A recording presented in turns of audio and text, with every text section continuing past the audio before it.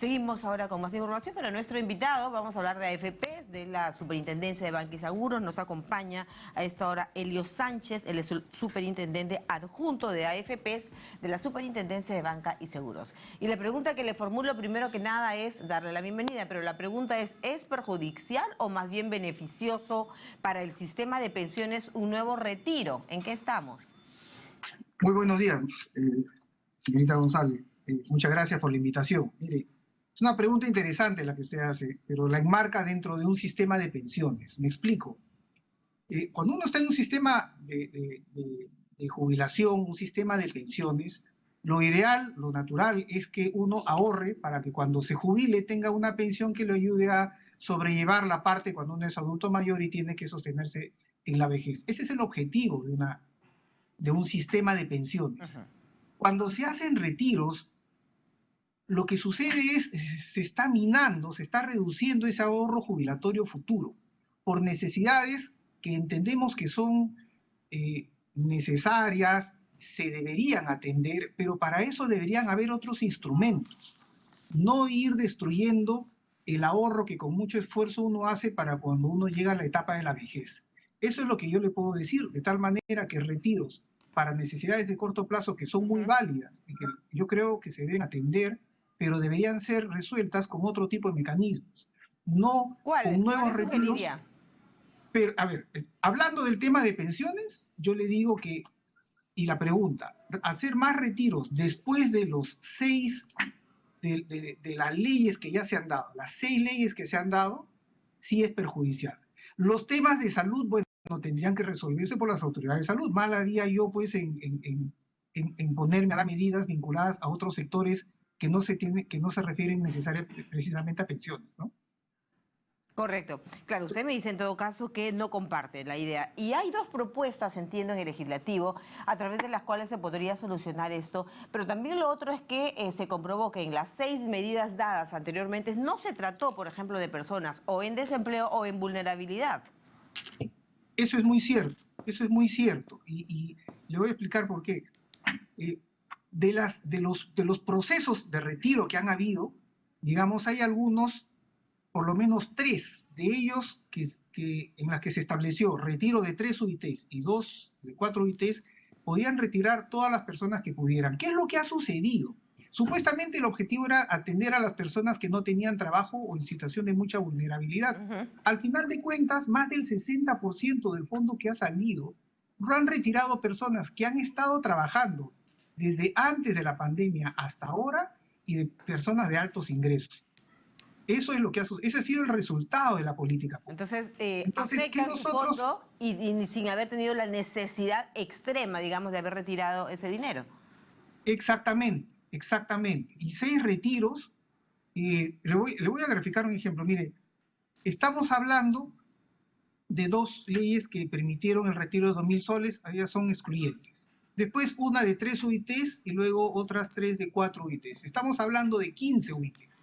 Aproximadamente estamos hablando de 60.000 soles. Una persona ya pudo haber retirado por lo menos 60.000 soles y ahora estamos hablando de 3 UITs o 4 UITs. Lo que nosotros hemos mencionado es que ya el objetivo de una medida de esta naturaleza se enmarca dentro del dentro de la siguiente situación. Ya 2.4 millones de afiliados de los 8.8 tienen 0.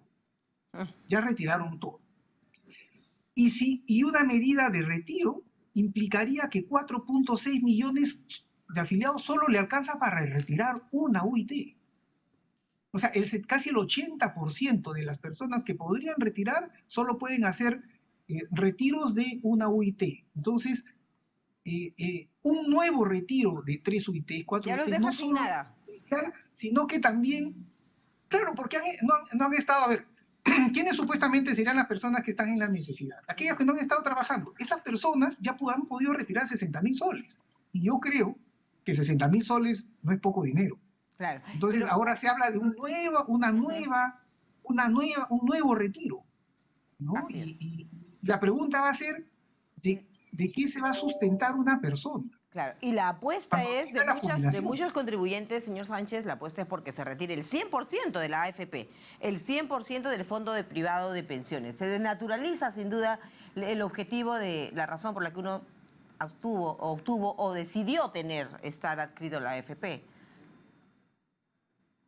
Por supuesto que sí, no solo se desnaturaliza, sino que hay un tema muy importante y creo que nosotros, hay dos temas importantes. En primer lugar es que el sistema de pensiones no solo te protege cuando llegas a la vejez, sino también en caso de que suceda alguna situación de invalidez o el titular fallezca y la familia se quede protegida. Ese es un tema. Si no hay dinero o no paga o no hay cobertura, entonces va a haber problemas ahí. Pero lo otro es algo que nosotros creo que nos estamos olvidando y es importante recordar, la salud. Cuando uno llega a la jubilación, un porcentaje, 4%, de una pensión va a salud para que lo atienda. Perfecto. ¿No? Y si es el 95.5 va a 4.5. Imagínense, yo le voy a poner el caso, una persona que tiene 64 años y que ya ha retirado todo, porque así pudo realizarlo y no se jubiló. Entra ya al retiro, no tiene trabajo, no va a aportar, no solo no tiene dinero, señorita María Jesús, ya no tiene sino nada que para tampoco va a tener atención a salud. Ah, correcto, eso es importante. Eso es muy importante. La jubilación va acompañada de una protección natural con la salud. Creo que nos estamos olvidando. Y los retiros que han salido, que son cerca de más de 88.000 millones de soles, si le pudiera dar desfinancian a la salud, por si acaso.